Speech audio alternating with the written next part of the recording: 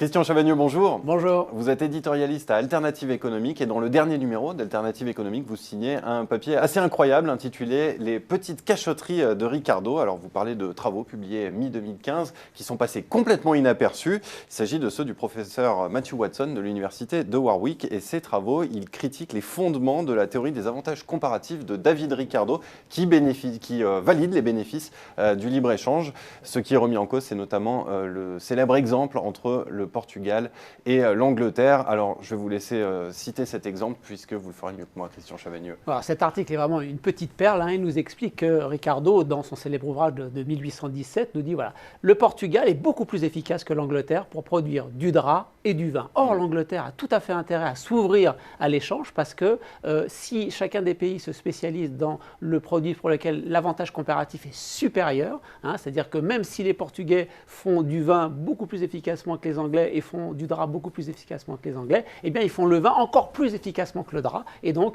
chaque pays doit se spécialiser dans chacun des produits.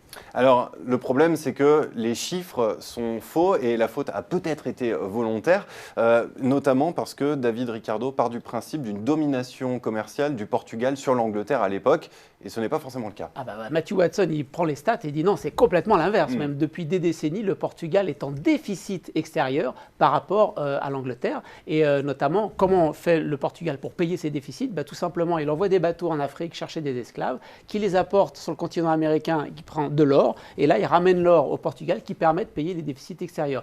Donc, Ricardo nous dit, non seulement cette loi des avantages comparatifs, elle est bonne efficacement, mais elle est très bonne politiquement parce qu'elle va permettre à l'ensemble des pays de s'entendre. Je me permets de citer les 2-3 lignes. L'échange lie entre elles toutes les nations du monde civilisées par les nœuds communs de l'intérêt, par des relations amicales et en fait une seule grande société. Donc en fait, on s'aperçoit que Ricardo nous dit c'est efficace sur le plan économique, c'est bon sur le plan politique parce que ça développe la paix entre les nations. Pas du tout. C'est pas du tout les chiffres qu'il donnait sur le plan économique et ça s'accompagne d'une grande violence politique. Et on est déjà loin de la mondialisation heureuse. Mais alors finalement, pour quel motif est-ce que Ricardo aurait truqué les chiffres?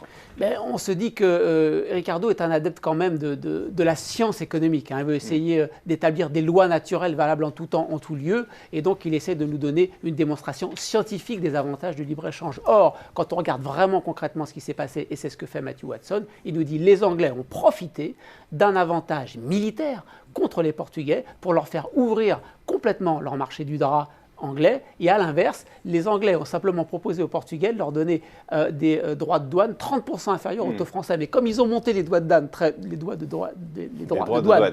très haut, eh bien, ça fait que le vin portugais a eu beaucoup de mal à rentrer en Angleterre pendant qu'il y avait le libre-échange dans l'autre sens. Mais tout ça, on l'a oublié.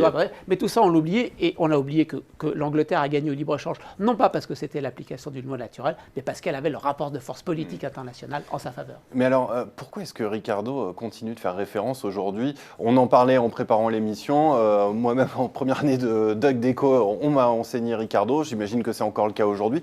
Pourquoi est-ce qu'il continue à faire référence? On y est tous passés. C'est parce que les économistes ont l'impression que David Ricardo est le premier à poser les bases d'une loi scientifique valable en tout temps, en tout lieu, alors que ce n'est pas du tout le cas.